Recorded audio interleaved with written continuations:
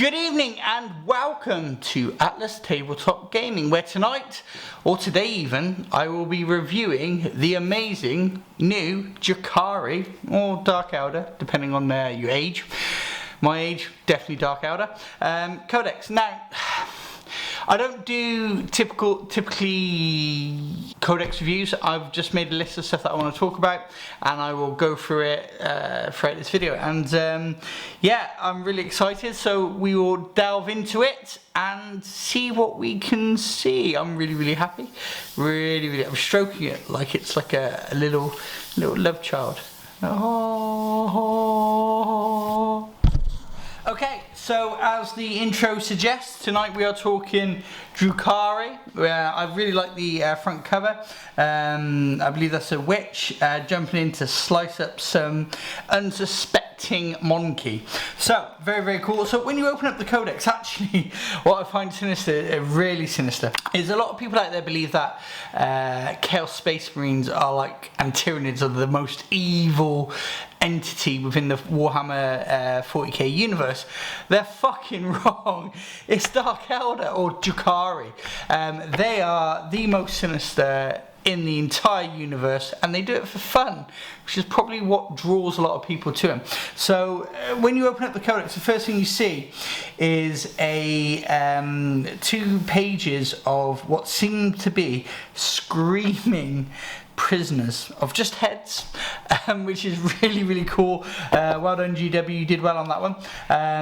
Because again, the Dark Elder, they raid, they capture slaves, and they just literally torture them, kill them, bring them back alive, and do it all over again.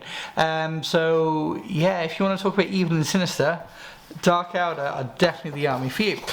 So I won't go through everything because that'll bore the shit out of you, and I don't want to do that. I had this codex arrive yesterday. I ordered it through a company called Goblin Gaming, which is a third party in the UK, and I always find that I get my codexes on release day, which is really cool. So I've had it since yesterday, and so far my first impressions are, oh fucking yes, GW, you've done a really good job with this one. Basically with Dark Elder or Drukari, you get 3 codexes free in one. So you have Coven, Cabal, and Witchcoat. Normally GW would probably split that up to sell you 3 codexes, but for a change you put it all in one, which is really cool. So I've been playing Dark Elder since 3rd edition. When I first started, my mate Ian sold me a load of his Dark Elder after I started collecting Crawford's Bialtan. I thought, hey, I like getting beaten every week with my Bialtan. Why not start another army, Dark Elder, which are even more of a glass cannon than Crawford's were at that time. So I picked it up. So a lot of my Dark Elder is the old school stuff, which is really cool. So I've got a lot of the old school Raiders, Ravagers, Cabalite Warriors, Witches, Metal Witches, I've still got plenty of those, and HQs. So over here I'm joined tonight by a Tantalus, 3 Talos, a Kronos, 4 Venoms, and Uran himself. But this is the original Uran, metal, not that cheap fail cast that they do, with a casket and what's to be a torture sword. I didn't paint it, Ian painted it, but that's Uran. I painted everything else apart from the Tantalus. Yeah, so they wanted to join in and review the codex with me, so I said, hey, why not, let's just do it. So let's move forward a little bit. So a couple of the key points I will just flip through. The artwork in this codex is absolutely phenomenal. I really love how they've done the pictures and sort of set it out, which is really cool. I mean, the Genesis of Evil, I won't go through it, but it's really cool, sort of the lore behind Dark Elder, which is really cool. Vex, Rise. What has disappointed me, excuse me, I'm just going to have a drink of my Heineken. Tasty.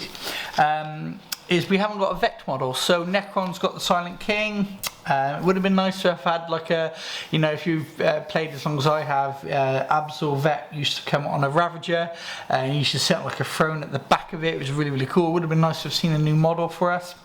Yeah, I know people are there. Well, yeah, you've had Incubi and Drazar and what's that bitch's name? Heleth. But come on, effect. Come on, we need a centerpiece other than a Tantalus, you know what I'm saying? So anyway, that's my only gripe and saltiness.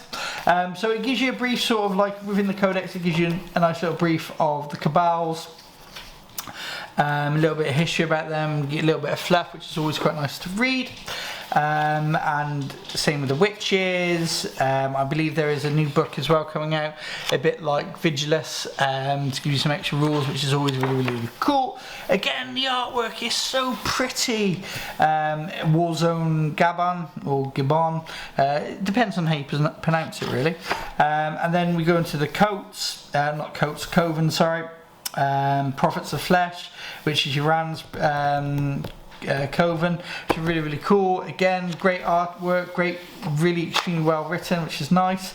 And then you go into sort of the minor little Covens that are about, and you know, these guys, these racks are slicing and dicing people up for fun, and that's a Tyranid. Haha, fuck you, Tyranids.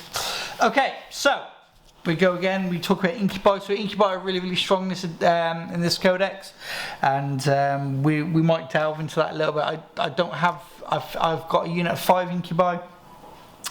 I've never really used them, but I might stick them in a Venom with Drazar as a patrol detachment with a unit of something, maybe warriors, just to allow it to be legal, but we'll get into that in a second. So again, the pictures are really cool, as you expect from GW. They're getting better at taking photos. I mean, not unlike what I'm using right now is rudimental, but GW are historically bad at taking photos.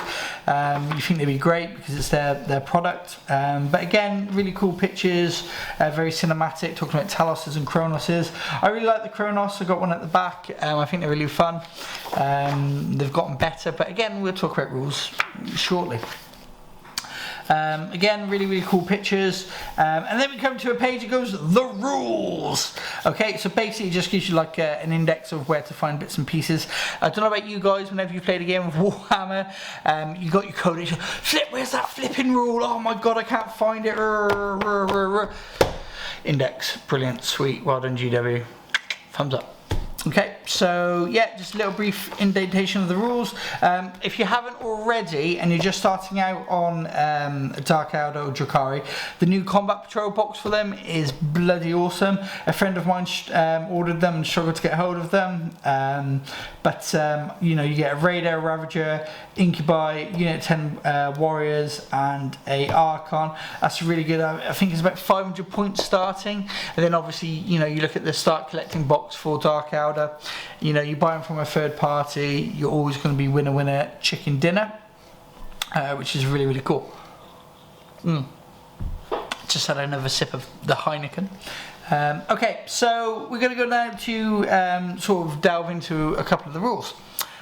My missus is shaking her head at me because I'm drinking while doing a video, and she's now nodding in acceptance that I've mentioned her in the video talking about drinking, and she's disapproving. But you know what? It's better to ask for forgiveness than permission, guys. Never forget that.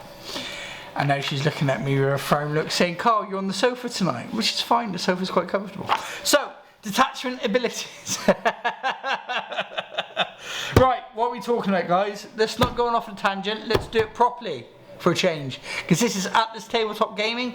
And if you like what you've heard so far, please like, subscribe, hit that notification bell, so whenever we do put out more content, because we do a lot of stuff like competitive podcasts, I review units, I review armies that I collect. They might not be fully painted, but it doesn't matter, because you know, every person that does this hobby has unpainted models. No sweat. Okay, so what we're going to quickly talk about is detachment abilities. So this is something quite new. So back in 8th edition,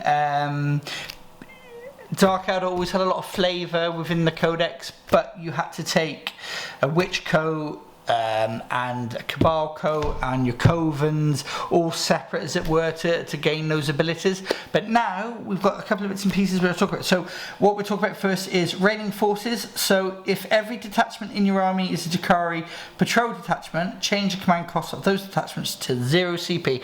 So if you don't know, a patrol detachment is 1 HQ, 1 troop choice, and then that's the minimum that you have to take. So if you want to take Cabal and Coven, all you need to really do in that respect is take 1 HQ, 1 troop for each one, and you'll be able to sort of get your rules and use attachments, and all those command points are free. So that's quite cool. So you're not spending 2 CP for each patrol detachment after the warlord one, basically. That's really, really cool. That gives you that little bit of flavour. This is funny. Weakling kin. So you cannot include a Drukari and non-Drukari Eldari units in the same detachment unless all those units have the Ynnari keyword. That's what I'm going to say about that. So you then have real space raids, which is really, really cool. So I like Cabal and Coven, and I've got a small witch force, but what this is really, really cool is in a real space raid detachment contains 1 Archon unit, that is your warlord, 1 succubus unit and 1 homunculus unit, and at least 1 Cabalite warrior unit, at least 1 witches unit, and 1 Rax unit. All units excluding blades for hire units, unless otherwise specified in that detachment, gain a Drukari obsession. So what that means is you can take a Archon with a unit of warriors, and then take another HQ as succubus, and you don't, which is interesting, is you don't have to take a witches unit. You can then take a Hellion, a Reaver, witches unit, take your pick, whichever one you want. And then a homunculi unit, so you take homunculi, which is a really solid HQ choice, and a Rax unit, which is again a really, really solid choice. And then all units in the real space raid detachment gain the real space raider keyword, and you can then replace your warlord's overlord ability with the following ability. So raid mastermind: while a friendly real space raider core unit is within 6 inches of this model, each time an attack is made by a model in that unit, you can reroll a hit roll of 1. So basically, if your Archon's your HQ and your warlord, you can then he rerolls 1s for everyone, which is again a really, really cool thing. And yeah, so that's really cool. So you can add a little bit more flavour. I've had a really good think about this, and how I want to do it is I will take a battalion detachment, have 1 of each HQ, so a Archon, a succubus and a homunculi, and then have just a standard Cabal, a Cabalite warrior unit, and a Rack unit, and then I will probably look at Reavers and Hellions. Oh fuck me, boys and girls, Hellions are absolutely incredible now. They were in the last codex, some people liked them, some people didn't. They were a bit hit and miss because points cost and what they gave you, but now, oh dear God, ladies and gentlemen, they are absolutely flipping incredible. So I really want to build my army around that sort of core, especially around about 2,000 points. I think historically I've been a very Cabal and Coven led army whenever I did a raid with my Dark Elder, but now I need to sort of change how I play them a little bit. And you know, when the codex leaks started to come out, I had a big whinge in a chat group I'm in with a load of lads down the club I go to, and I basically said the Venom shit because of the way they changed Splinter Cannon, and yeah, I've changed my opinion, and I'm allowed to do that because, you know, ladies are allowed to change their opinions. So moving on then. You then have this special ability called Lords of Komaroth, which is basically you can upgrade a HQ from your army or a warlord from your army to either a super duper Archon, super duper succubus, or super duper homunculi. I think the Archon one is the one for me, just so that I can have access to a unit called Trueborn. Back in 7th edition they were called Blasterborn, which basically they could have, it was basically Trueborn unit, it was an elite choice, and you could basically put 4 blasters in that unit, which made them super duper effective against anti-tank and stuff like that, which is really, really cool. But I won't delve into 7th edition because we're in 9th now. For 15 points I can make my Archon a splintered genius. Interesting. And what does that mean? Basically, once per battle at the end of the fight phase, if this model is within engagement range of any unit, it can fight again. So basically your Archon can fight twice which is really cool. Just once per battle though, but if you've been there where you absolutely have to wipe out a unit and you fluff your first rolls, this allows you to do that again and see what happens. It does cost an extra 15 points. It does give you access to a new relic, which is okay, and a Warlord trait, which is add 1 to the damage characteristics of all melee weapons the Warlord is equipped with, excluding relics. I like to rock the Jin Blade with my Archon, so that Warlord trait, not really useful for me. So I'll move on. So here we have the favoured retinues. So this is really, really cool that GW have sort of had a really good think about it and thought, actually, let's try and bring back some of the old school units which don't have models made for them, but allows you to convert them and do whatever you do to make them, to differentiate them from your normal units. So Trueborn. Cabalite Trueborn. So this is something I would absolutely do. Models in this unit have a ballistic skill characteristic of 2+. Add 1 to the leadership characteristics of models in this unit. And also, each time a model in this unit makes a range attack, you can ignore any or all hit, roll and ballistic skill modifiers. So basically what that means is a unit of 10 Cabalite warriors can have 2 blasters, the sergeant, as it were, can have a blast pistol, and then you can put a dart lance in it as well. So that's a lot of anti-tank firepower. Now a dart lance now is a heavy weapon, so you move your -1 to hit, but with Trueborn you're hitting on 2s with a dart lance, which is really, really good and really, really effective. So that's really, really cool. That's something I absolutely try and do every game, and I want to stick them in the Raider and give them Splinter Racks. Splinter Racks now allows you to double tap at your maximum range.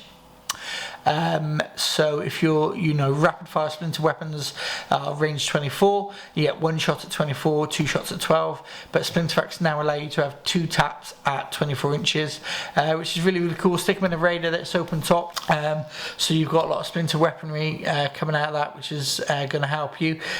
Splinter weapons obviously are still poison, and so you're hitting on 2s, wounding on 4s, unless you take the Cabal that I'm really, really thinking about taking, which we get into in a second.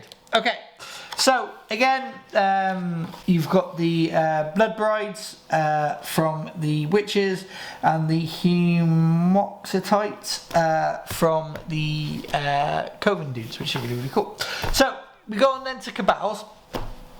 Historically, during 8th edition, I always flied with Cabal of the Flayed Skull. They've taken a little bit of battering, so they used to be add 3 to your movement, ignore cover, and reroll 1s of splinter weaponry on your vehicles or units that have the keyword fly. That's now changed. You don't get to reroll 1s anymore. They're still quite good but it's now movement, and add an extra movement of 2 to your fly units, and you ignore light cover. So again, that's actually, it's still quite good, but it's not something that I'm going to look at now. I'm going to move away from them a little bit, I think. And one of the units I'm really, really, really going to look at is Cabal of the Poisoned Tongue.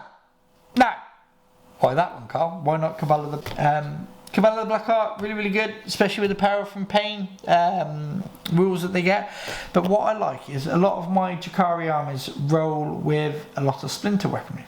Loads, it's all over the place. I've always believed in death by 1,000 cuts. So what I will be doing is going with Cabal of the Poisoned Tongue. And the reason why is each time a model with the obsession makes an attack with a poisoned weapon, improve the poisoned weapon ability of that weapon by 1 to a maximum of 2+. So poisoned weapon 4 becomes poisoned weapon 3. That's extremely strong, especially when you're rocking splinter cannons and splinter rifles everywhere. There's that dickhead guy called Mortarion. You're now wounding him on a 3+, because that's what your weapon profile is. You always wound on a 3+. Again, that's extremely strong, and I'm looking forward to using that. And the other part of the obsession is if an enemy unit has any models destroyed by an attack made with a poisoned weapon by a model with the obsession until the end of the turn, subtract 1 from the combat attrition test taken for that enemy unit. So again, if you're going up against like low leadership armies, that's quite handy. Okay, the Warlord trait is called Towering Arrogance. Each time the Warlord would lose a wound as a result of the mortal wound, roll a d6, and a 5+, that wound is not lost. It's quite good. And again, the Warlord has the following ability, Towering Arrogance Aura. When a friendly Cabal of the Poison Tongue unit is within 6 of the Warlord, each time the combat attrition test is taken from that unit, ignore any or all modifiers. Again, that's quite cool. So that helps you if you're struggling with leadership. So the relic is called Soul Seeker. It's a pistol. It's range 18, pistol type 2. So you get 2 shots of it. Strength 2, AP -2, D3 damage. It's a poison weapon, so 2s will wound on it. And each time you select a target with this weapon, you can ignore the lookout sir rule. Each time an attack is made with this weapon, the target does not receive the benefit of cover against the attack. Again, that's quite cool if you want to give your Archon a little pistol to add some damage, because it is D3 damage, which is quite nice. What sort of stood out for me with these guys is the stratagem that they have. So basically it's called Insidious Misdirection. It sounds very Dark Elder and very, very cool. Use this stratagem at the start of the first battle round. Select up to 3 Cabal of the Poison Tongue units from your army and redeploy them.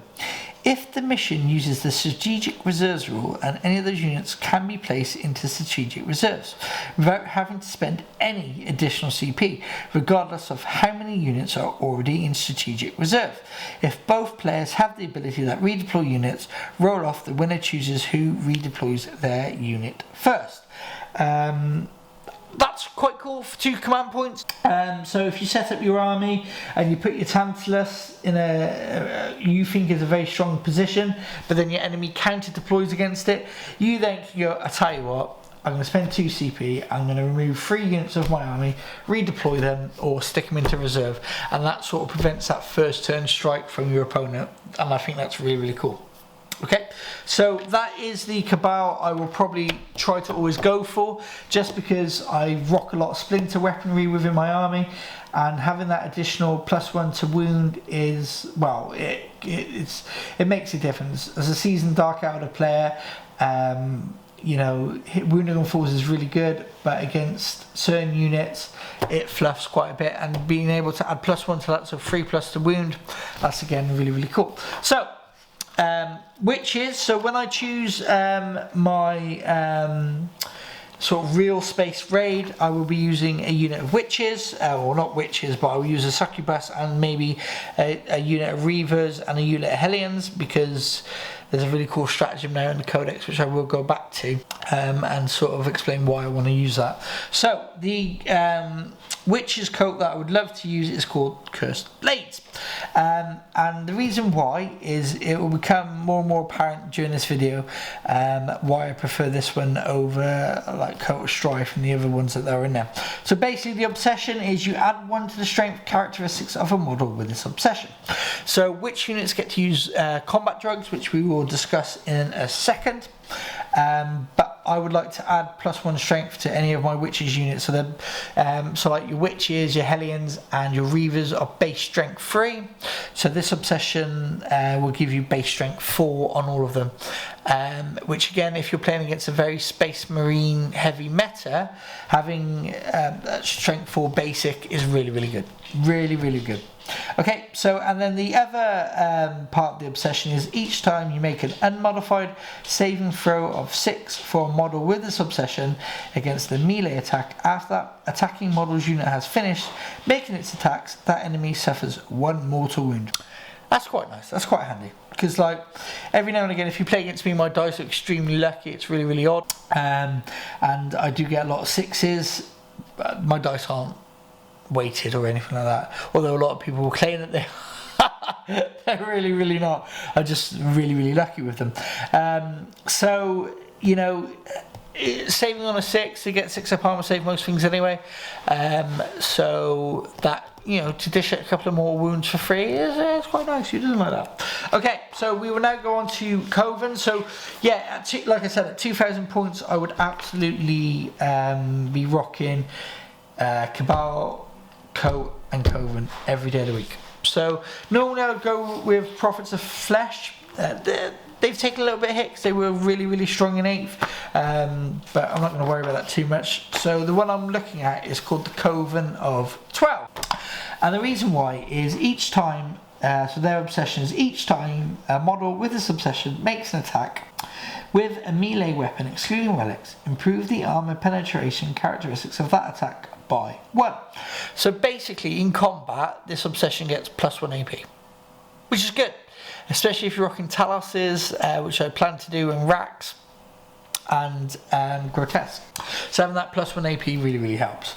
Then the other one, which is a bit weird, if a unit with this obsession is performing an action, it can still make attacks with ranged weapons without that action failing. I don't know that. Yeah. Okay, so the relic here is the Flensing Blade. So you get basically range is it's a melee weapon, strength for user, AP2, D3 damage, it's poison 2. Each time an attack's made with this weapon that targets a character unit, that attack has a damage characteristic of 3. So it's really going to put some pain onto your opponent's characters if it gets into combat with them. And then the stratagem is a most inventive demise. Again, that sounds really cool and really dark eldery, which is cool. Use this stratagem after a Coven of 12 homunculus unit from your army consolidates. Select one enemy character model, excluding vehicle or monster models, that is within engagement range of this homunculus unit, and roll 1d6. On a 2 to 5, that model suffers D3 wounds. On a 6, that model suffers D3 plus 3 mortal wounds. So that's 1 CP, and potentially, in the right circumstances, you can put on D3 mortal wounds or D3 plus 3 mortal wounds on a character unit.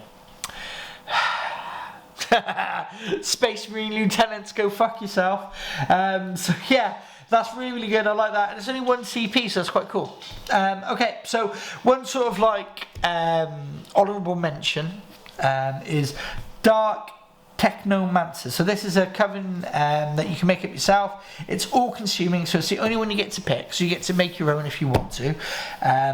But this is really cool. I like this one. And depending on who I'm facing, I might choose this over the Coven of 12. So each time a unit with this obsession is selected to shoot, you can choose to enhance any or all of the ranged weapons models in that unit, or deal so until the end of the phase. Each time an attack is made with an enhanced weapon, add 1 to the attack wound roll and 1 to the damage characteristics of that attack. But the attack hit roll cannot be rerolled if any unmodified hit rolls of 1 are made. For attacks with an enhanced weapon, the bearer unit suffers 1 mortal wound after shooting with this weapon. If the bearer is a vehicle or a monster, it suffers D3 mortal wounds.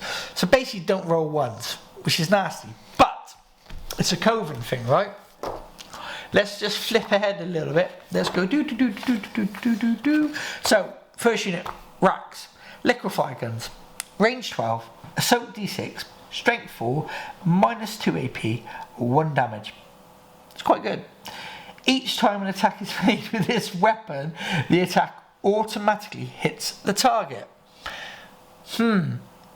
Let's go back a second. Any hit rolls of 1 cause mortal wounds, but you don't have to roll to hit, you automatically hit. So if you're going to roll with Dark Technomancers, you would absolutely arm your Racks, your Grotesques and your Taloses with Liquefy guns, because you're now strength 5, or you add 1 to the wound roll. So if you're strength 4, you're hitting Marines, you're wounding them on a 4s, actually you're wounding them on a 3, and you add 1 to your damage, so you're wounding on 3s, -2 AP and 2 damage. You're killing Space Marines like that. And again, if you're playing in a Space Marine heavy meta, that's exactly what you want to be doing. Okay, so what I want to talk about now, so I've talked about the sort of the Cabal, the Witches and the Coven units that I'd like to use. So what's really, actually before we go on to where I want to go next, what's really cool of Games Workshop is they've given you an example of a real space raid. So for people that are, what's the word I'm looking for, that like to see things visually, this will really help you to identify what a real space raid is, so that's quite cool. Stratagems. So what I am going to say about this awesome new Dark Elder Codex is the stratagems are all very viable. Just to name one, just one, I'm going to mention one, because that's the kind of guy I am. It's called Deadly Rivals. So I've already mentioned that I want to bring Hellions and Reavers into my army. So it's called a Deadly Rivals. It's 2 CP. Use this stratagem in your command phase. Select 1 Reaver's unit from your army and 1 Hellion's unit from your army that are within 12 of and visible to each other until the end of the turn. Add 1 to the movement characteristics of models in these units. Each time a model in these units make an attack roll with a melee weapon, you can re-roll the hit rolls. So basically, how I've envisaged that is your bikers and your Hellions are like, I can do better than you, watch me. Sort of like, witness me, from Mad Max, or Shiny and Chrome. And that's what that reminds me of, a little bit of that. It's 2 CP, so it can be costly, but if you know both of these units are going to get into combat that turn, why wouldn't you do it? You get to re-roll all your hit rolls, and with Hellions at this moment in time and Reavers, that's a lot of attacks, especially if you fluff them. Gives you that extra ability to just re-roll it and stuff like that. So I won't go through every stratagem because that'll bore the shit out of you, but there are some really cool ones, and some that will absolutely change the face of the game. And there's 3 pages of them. It's not like a Space Marine Codex when there's 400 pages of stratagems. There's only 3, but I think all 3 pages are really good and will absolutely make a difference in your game. And you can absolutely build your army around stratagems. So what we're going to do now, we're going to quickly flip through. So I won't talk about Crusade and chapter approved rules and stuff like that. Does that just bore you? Relics, they've done a really cool page of relics, and they've actually shown pictures of them, which is really cool. One thing I will say is I do like the triptych whip. What? They'll say that when you're drunk. Basically, it's a succubus model equipped with an agonizer only. This relic replaces an agonizer and has the following profile. It is a strength user, AP free, 2 damage, and it's a poison weapon, so it's hit wounds on the 2, and each time the bearer is selected to fight, add 3 to the attack characteristics until the end of the phase. So you get 3 extra attacks with that bad boy. Like it a lot, especially with combat drugs and stuff like that. So you can really buff your succubus to a higher strength, and that's something I would absolutely take over an agonizer every day of the week. Okay, so we're now on to Crusade rules. They're really well written, but I'm not going to go into those. One sec, we'll just keep going. Oh, Crusade army, very cool picture. So data sheets, Christ, here we go. So power from pain has changed, which is I think it's changed for the better. So basically in turn 1, every unit gets a 6, and it's literally, if you look through the codex, apart from the beast units, which are like the Kamari and the clawed fiends and the razor wing clocks, they all get power from pain, even the vehicles. So back in the 8th edition codex, you'd have to take Cabal of the Black Heart to be able to give your vehicles a 6-up feel no pain. But nowadays you don't have to do that, you get it on all your vehicles. So turn 1 you'll get a 6-up feel invulnerable save. Turn 2 you get to declare a charge if you advanced, which is really cool, because some stratagems that will help you advance. Okay, yep, so in turn 3, you have Flensing Fury. Each time a model in this unit makes a melee attack, add 1 to that attack hit roll. If this unit has the vehicle or monster keyword, it does not suffer the penalty incurred to hit rolls for firing heavy weapons at enemy units that are within engagement range of it. So, yeah, that's quite cool. So if your Taloses and stuff like that, and your Ravagers are stuck in combat, or Raiders are stuck in combat, you want to shoot your heavy weapons, you're hitting on 3s, which is really cool. Talus are 4. So turn 4, Mantle of Agony models, so you get 5 Feel No Pain in turn 4. And then turn 5, you have Emboldened by Bloodshed, sounds nice. Each time a morale test is taken for this unit, it is automatically passed. If this unit's characteristics can change as it suffers damage, this unit is considered to have double the number of wounds remaining for the purpose of determining what those characteristics are. Again, that's quite cool. And then this page obviously goes on to mention poison weapons, and this is a new rule. Which I believe pretty much every Drukari unit has, apart from the beasts, which is called Blade Artists. So this is in combat. Each time a model in this unit makes an attack with a melee weapon on an unmodified roll of 6, improve the armor penetration characteristics of that attack by 1. So if you get 6s to hit, you get extra AP basically, which is really, really cool. Also, insensible to pain, which is a special rule for like your Coven units. Each time a model in this unit would lose a wound, roll a d6 on a 5-up, that wound is not lost. So it's a 5-up for no pain, which is again quite good. So here's the juicy Tootsie Roll, combat drugs. So basically, you in 8th edition, you got to pick your combat drug. Go, I want this one for this unit, and you could roll if you wanted to. But you could only pick one. So like this unit gets +1 attack, but the other units couldn't get +1 attack. You had to pick something else. Now you get to pick the one you want for that unit, or take a goosey gamble, roll 2 dice, and the numbers on that will give you what combat drugs you have. If you get a duplication, you just re-roll until you don't get a duplication. Basically, it's quite simple, quite easy. So if you can either get +1 strength when you charge, which is Grave Lotus. So that's wrong. So you add 1 strength to the characteristic of the model in the unit. Adrenalite, so you can add 1 to the attacks when you charge, heroic intervention, or that sort of good stuff. Hypex, so you add 2 to your movement. Painbringer, add 1 to toughness. Serpentian, you improve the weapon skill by 1. And then Splinter Mind, you have improve the ballistic skill and leadership characteristics of the model in this unit by 1. So you can pick one of those for whatever unit you want, or you can roll 2 dice and randomise it and have 2 combat drugs basically, which is really, really cool. That's quite nice.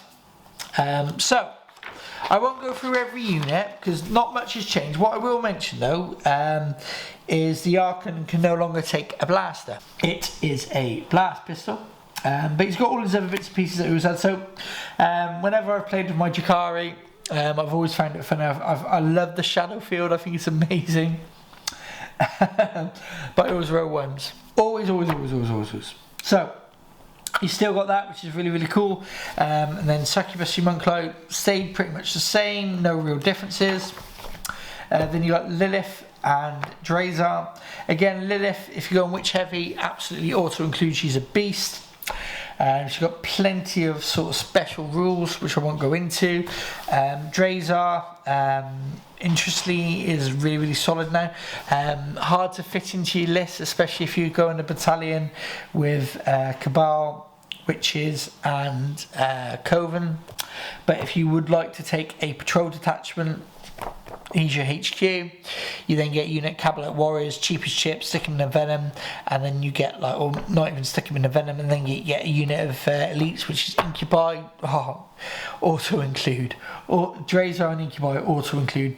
Stick them in the Venom, roll up the battlefield, and have fun slicing and dicing your enemy. Uran's pretty much stayed the same, which is quite cool, but you can only select him if it's Prophet of Flesh.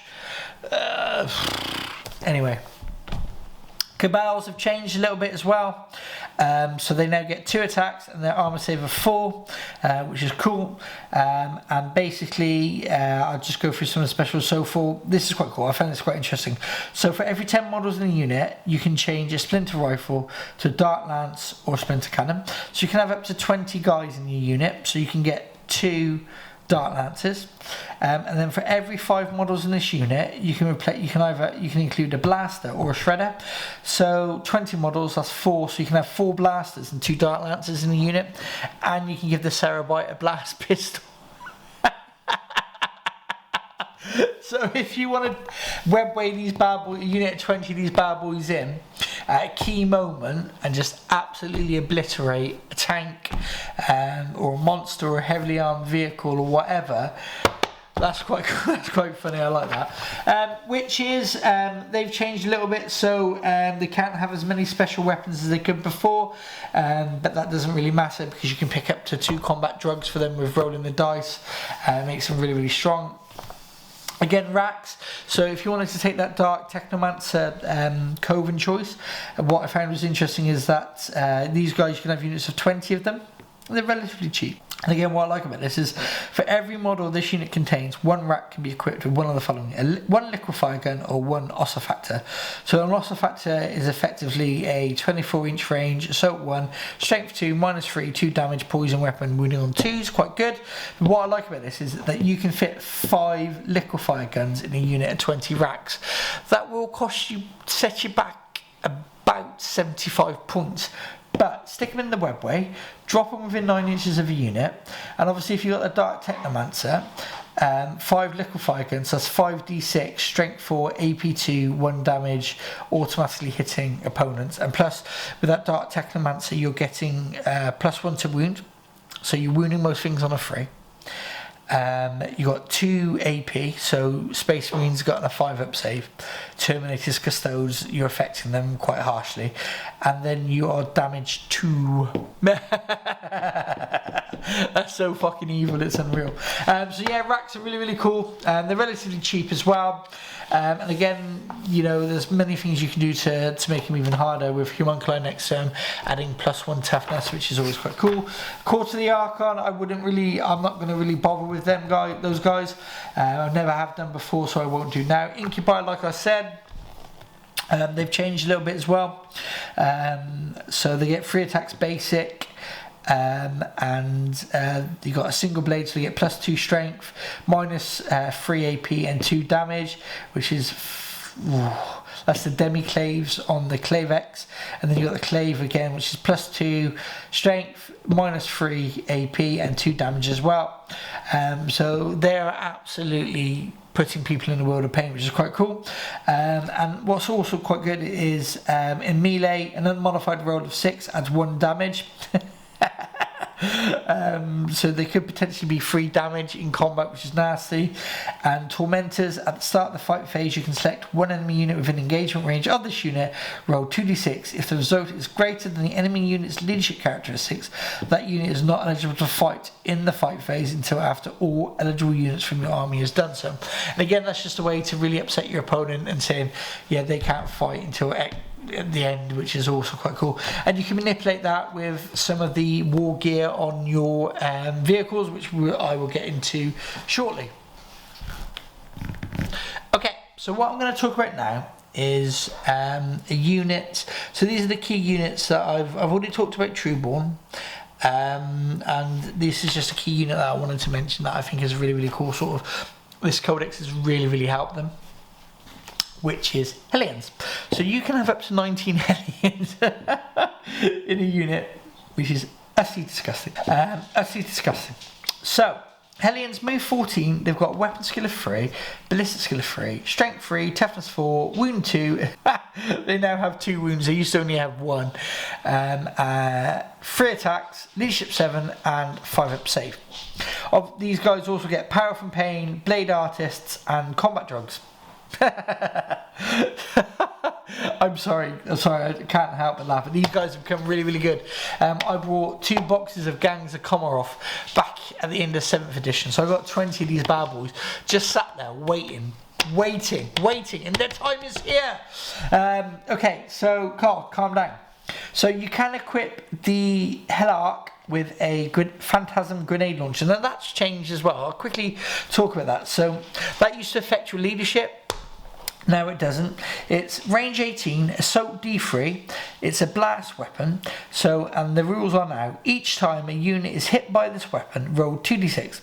If the result is higher than the leadership characteristics of that unit, it suffers 1 mortal wound. So you get D3 hits, so you roll a 6, so you get 3 hits. You're hitting on 3s, so you get 3 hits. You then roll 2d6, and then compare that to the unit that your opponent's unit leadership, and if you're higher than their leadership, they get a mortal wound. So it's 5 points, and potential each turn you can cause 3 mortal wounds if you're lucky. I think that's just auto include, because there's everything, again, we're talking about it in the vehicles, but there's things that can manipulate people's leadership, which could absolutely have like a combination sort of thing, which is really, really cool. So what Hellions armed with? Splinter pods. So they have range 18, assault 2, poison weapons. Okay, so you know, 20 of them, that's 40 shots, hitting on 3s, wounding on 4s. That's quite nasty. I like that. That's quite nasty.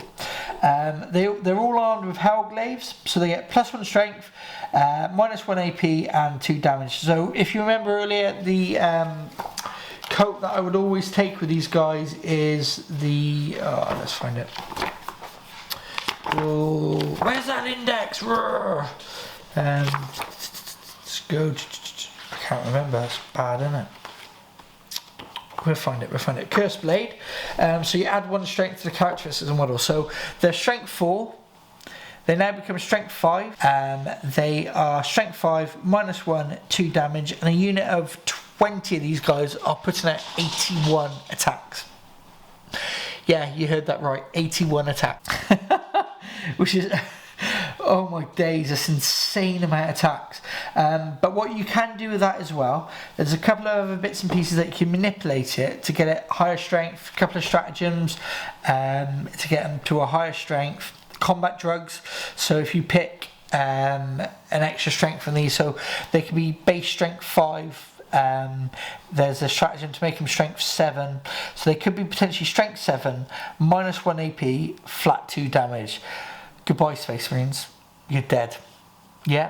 And you can also obviously get the other combat drug to add +1 attack as well. So again, it's more and more. So Hellions have really benefited from this codex, which I'm really happy with. They're really, really cool models. They should be absolutely badass in the game, and they are. Now. Okay, so the other units I want to talk about that I believe have gotten better is the Ravager. What do you mean, the Ravager? The Ravager was fucking amazing in 8th edition. Dizzy cannons all day long, heavy 3, strength 5, AP 3, 2 damage, kill your Space Marines, just kill anything. They're really, really effective. But now I'm starting to think Dart Lancers on the Ravager, because Dart Lancers have changed dramatically in this edition. So trust me, when you've got your radar and you're firing your Dart Lance at an enemy vehicle like a Rhino, and you're thinking, yeah, I've got an anti-tank gun here because it's strength 8, I'm going to get on a 3, it's 4 damage, so it's not getting a save. Here we go, I roll a d6, get my damage, I roll a 1. Ah, for fuck's sake. Now, the Dart Lance is D3 +3. So at minimum, you're causing 4 wounds on a tank, a vehicle or monster, which is really, really good. A Ravager can equip 3 of these bad boys, so potentially your output could be 12 wounds.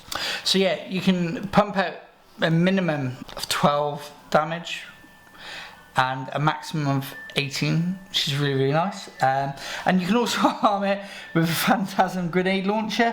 We talked about that just a second ago. But what I wanted to talk about is the war gear that these bad boys can have. So you can add chain snares, which I think is a really good option, especially with Dark Elder vehicles. They're not sucky in combat, and you add 3 to the bearer's attack characteristics. So your Ravager can have 6 attacks. You can also grizzly trophies. So this obviously what I wanted to talk about is you can sort of combine them with the grenade launcher. So grizzly trophies is an aura of 3 inches, subtract 2 from the leadership characteristics of models in that unit. So that's quite cool. So basically you're scaring the shit out of people with grizzly trophies, and then you're firing your Phantasm grenade launcher at them and modifying their leadership by 2. So if their leadership 8, their leadership 6, average roll on 2d6 is 7. So hey ho, hey presto, you're doing a bit of damage. So Ravagers I think have gotten a little bit better. Chronoses I believe have gotten a little bit better as well. Because the a couple of the rule changes, there's a really cool stratagem which I will flip back to in a second. So Kronos, weapon skill 4, it's better at shooting than it is at combat because it's ballistic skill 3, strength 5, toughness 6, wound 7, attacks 4, leadership 9, and it's got an armor save of 3. Now, it's got a special rule called Reservoir of Pain. Each time a model in this unit destroys an enemy model with its Spirit Leech tentacle, so in combat, and you can select this unit or another Drukari core unit within 6 of this unit. After the unit has fought, one model in the selected unit regains 1 wound. If no models in that unit have lost any wounds, but the unit is not at starting strength, you can then instead return 1 destroyed model to that unit with 1 wound remaining. This model can be set up in engagement range of an enemy unit that already is in engagement range of the unit it's returned to. So basically you can bring back a unit if you have, or 1 guy if you have that ability, or you can add another wound on. Quite nice for bits and pieces as well. But there's a really cool stratagem which I will now flip back to. It's called 1 command point. It's called Pain Siphon. Use this stratagem when a Drukari unit from your army that is within 6 of a friendly Kronos unit destroys an enemy unit with a melee or ranged attack until the end of the battle. That Drukari unit always treats each battle round as if the battle round 5 for the purpose of the Power from Pain ability. Now, Power from Pain is ascending, so you get all 5 abilities as the game goes on. So if your Talos destroy a unit close by with their Haywire Blasters or whatever they want to do, and you've got a Kronos behind them, they can go straight to turn 5 on the Power from Pain thing, which is really good. So Kronoses are back. They're not like stand out amazing, that you do have to use them in the right situations, but yeah, I think using that stratagem along with a unit of Talos in front of them, that's actually quite cool, and that gives them that, your Talos is that little bit better ability. It also gets Blade Artisan, Insensible to Pain, and Power from Pain, and you can fit it with a Spirit Vortex or a Spirit Probe. And a Spirit Probe is basically the bearer gains the following ability. It's an aura while a friendly Drukari core or Drukari character unit is within 6 of the bearer. Each time the model in that unit makes a melee attack, you can reroll wound rolls of 1. That's quite cool, that's quite handy. And then the Spirit Vortex is a shot, it's range 18, Assault D6, Strength 5, AP 2, 1 damage. It's blast, and each time an attack is made with the weapon on an unmodified wound roll of 6, that attack has a damage characteristic of 2. So they're a little bit better. I really think they're useful along with that stratagem, sticking behind a unit of Taloses and just move them up the board and have a little bit of fun with it. I think they're really, really cool. And then one last thing on the key units that I think have changed for the better. We'll go back to Raiders and Venoms in a sec. So nothing else has really changed other than the Void Mine, and this is why I like this unit. So the Void Mine is once per battle in your movement phase, after the bearer makes a normal move or advances, you can select 1 point on the battlefield the bearer moved across. Roll 1d6, each unit with 6 of that point, subtracting 1 if the unit has the character keyword, excluding vehicle or monster units. On a 4+, that unit suffers d6 mortal wounds. Okay, so do you know those Space Marines with their apothecaries and their blade veterans and their banners and their lieutenants all bubbled up in that one little sort of castle, moving across the board, giving it all the big guns? Fly over it with your Void Mine, innit? And just absolutely dick on their parade. And that's really, really cool. I like it a lot. So yeah, that's changed a bit. It might make me go out and buy 2 Void Raven bombers, because if you could do that twice, how cool would that be? I've already got 3 Razor Wings, I don't need any more, but Void Raven, but that's cool, man. That is really, really cool. So what I then want to go back to, because I've mentioned sort of the grenade launchers and the Grizzly trophies and chain snares, but what I want to talk about is the changes to our transports. Now I have a Tantalus, there hasn't been much changes in that. I got the Tantalus for Christmas, and I will paint it up very, very shortly. And this is my Archon's transport. So I will, if you play me at 2,000 points, I will always bring my Tantalus, because it's thematic to have your HQ, your Warlord, rocking about in a badass thing with a fin. So I will always bring that.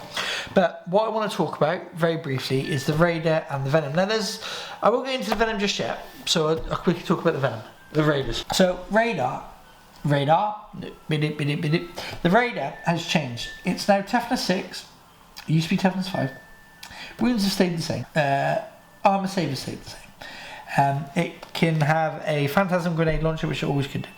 It has Blade Veins, which is a combat weapon, and you can either fit it with a Dart Lance or a Disintegrator Cannon. I think Dart Lance now is the way to go, just because of the damage capability of it. It's still open top, so you can still go pew pew out of it.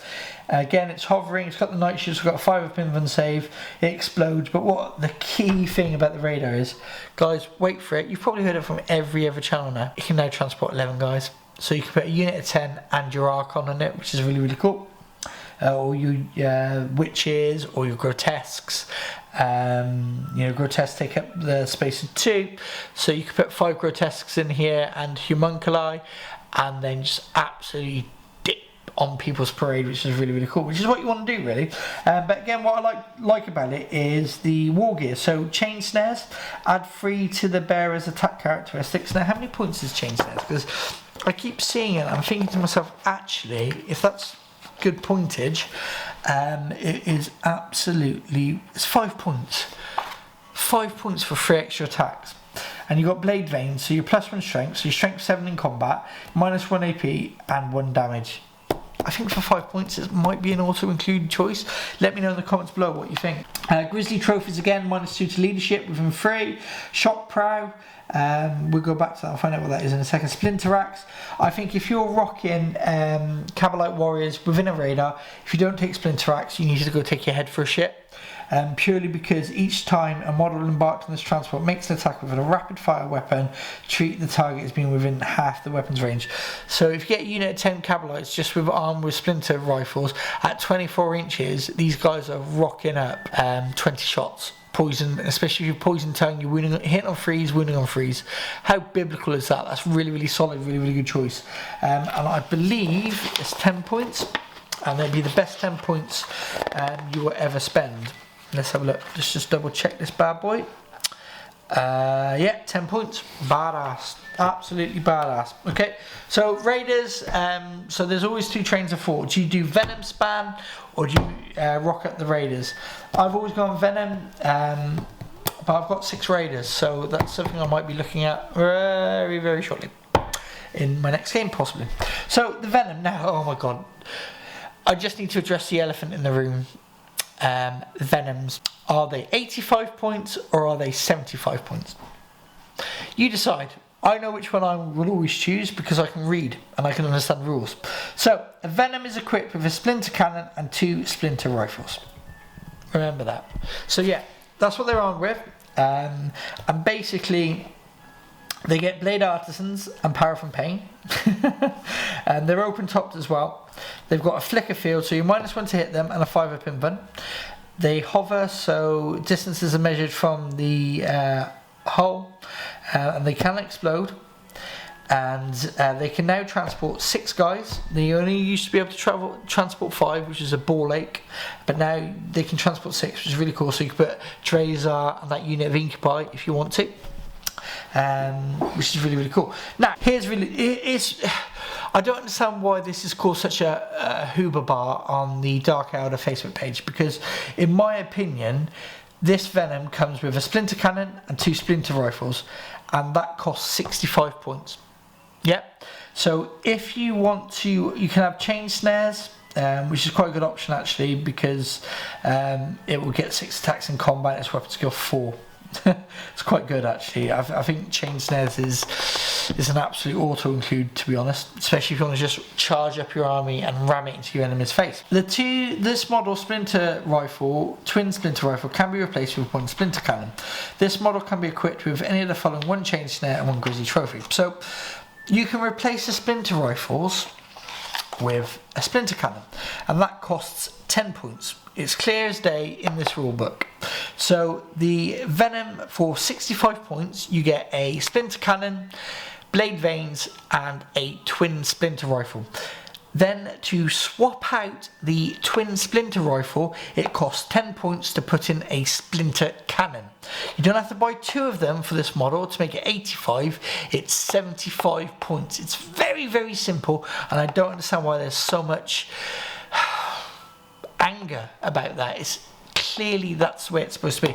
So that's all I'm going to say on that. So I think the Raid and the Venom auto includes in however you want to play your army, that's the way to do it. So yeah, like I said, I don't want to go into all the stratagems and all that sort of good stuff. I just wanted to pick out some key bits and pieces from the army that I really, really like. Grotesques, I've got 6 of them. I will absolutely try and take them as best as I can. They're really, really cool. But yeah, other than that, that's sort of like my sort of mini review. I don't want to go into every little rule and every bit of detail because everybody else has done that. What I will do this week is I will create a video of a 2,000 point or 1,500 point army list that I would happily take down my club, which is Gloucester Tabletop Gaming Community, and play people down there. And that's once Battlescribe and the amazing GW app uploads and updates itself. But other than that, I actually think this is a really, really good codex. And again, the back pages are screaming faces, which is really, really cool. And again, the artwork is really good. It's very well structured. In my opinion, this is probably one of the best codexes they actually have done. And I'm really, really itchy to play a game with them. And I think maybe one of the first battle reports I will do on our channel is a Drukari army, and show you how I'm going to play them and stuff like that. But absolutely, really, really love Dark Elder. I've been playing them for 20 odd years, and I'm really happy they get so much love these days. 7th edition was a pain in the ass, 6th edition was a pain in the ass, but nowadays we're really, really strong, and I actually think Drukari will take over when the tournament scene really kicks off again as a top tier army back where they belong. So thank you for watching and listening. I really appreciate all the support I get from everybody that likes and subscribes to the videos. I do this for fun, and I hope you enjoy it as well. And if you haven't already checked it out, there's a Adeptus Custode competitive podcast on the channel at the moment. Give it a real good listen. We had a lot of fun making it, and I hope you guys have a lot of fun listening to it, and I hope you enjoyed what I've done tonight. And yeah, look out for more Dark Elder content on the channel. If you do like it, subscribe, click the notification button, all that sort of nonsense. And thank you very much, and take it easy. Bye bye.